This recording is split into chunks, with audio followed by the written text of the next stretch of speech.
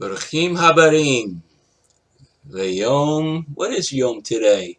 Today is Tuesday, the 29th. So, Baruchim Habarim means welcome. And let's see, the 29th, it's Sunday, Monday, Tuesday, the third day. So, Baruchim Habarim, the Yom Shlishi, which means welcome to the third day. And if you're wondering sometimes why my glasses are so high up, it's so that you don't see nothing but glare as I'm reading my little teleprompter here. Anyway, this is Messianic Moment Ministries. I'm Stephen Bruck, and you know who you are, but thank you for being here. I was having a discussion the other day with a 20-something-year-old man, and we were discussing the attitude of the members of the Centennial generation, specifically with regards to their sense of entitlement. And he said something that made me realize there is an attitude that has been passed on generation to generation that is, sadly enough, true. And that attitude is that the older generation has ruined the world that the younger generation has to inherit. I thought, stupid mustache, tickle my nose. I thought first of air and water pollution and oil spills and the obesity epidemic in America and other things that my generation and those before me caused. And as far as the ecological destruction of our country's natural resources, well, heck, you can go all the way back to the Pilgrims to see where that started. But are the older generations really to blame? I mean, to some degree, isn't it unfair to blame the prior generations for the problems the younger generation has to deal with? Because, well, the older generation, without the benefit of 20/20 hindsight, in many cases really had no idea of the long-term effects of what they were doing. I mean, is it really fair to blame them for that? Boy, that's a tough one, isn't it? Then I thought about the spiritual aspect of what he said. In the Bible, how many times did the younger generation suffer for the sins of the older generation? Oh, it seems to me that it happened way too often. I mean, the prophets often prayed for God to forgive the people for what they did and their fathers. How many times did the prophets pray, forgive us, we and our fathers have sinned? But we know that the sins of the father are not to be held against the sins of the children. I mean, God himself said that in Ezekiel 18. Yet, the children of Jacob suffered slavery in Egypt for 400 years. Did any of us think when Jacob went to Egypt that he would have, knowing that that would happen? Well, actually, he should have, since in Genesis 15:13, God told his grandfather, Abraham, that his descendants would be foreigners in a foreign land for 400 years. Duh.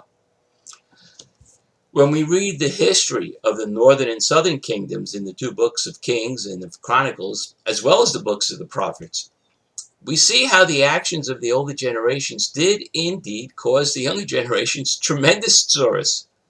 So maybe, just maybe, the feeling of entitlement we see in many of the Gen Z and Centennial generation is, well, the fault of their parents. Truth?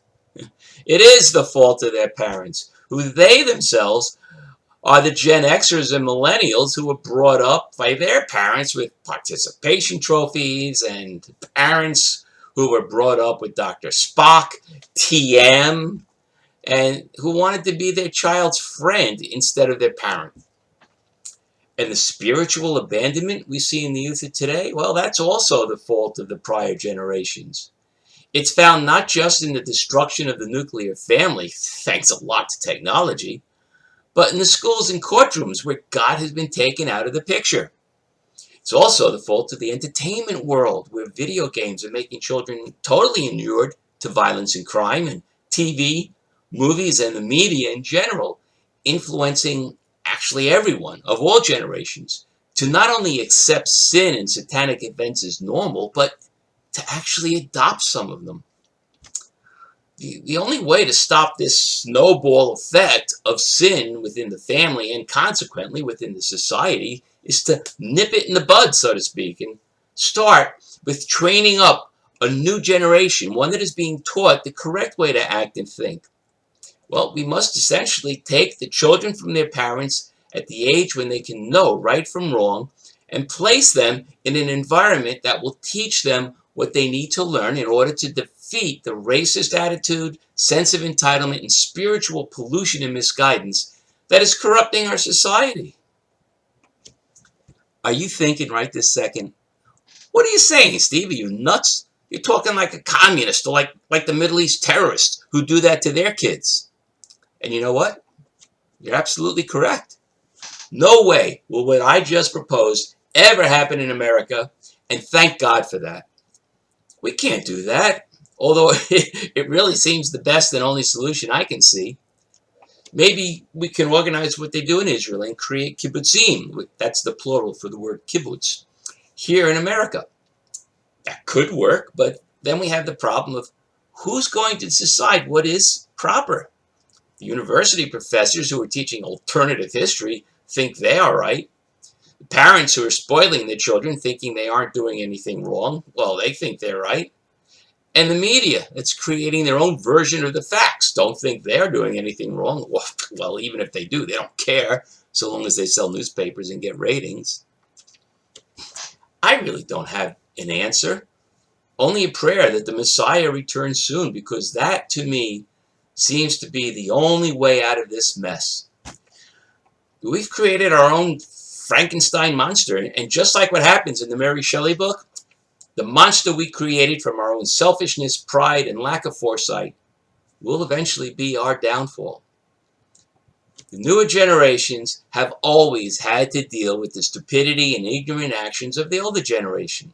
There are many people today of all ages who are trying to consider the future results of our current actions, but there are just too few of them, and I fear they are too late. The events in the world today have been prophesied for millennia, and I believe that we are closer than ever to the return of the Messiah, maybe even within my lifetime. I don't know, but it sure seems like we are past the point of no return.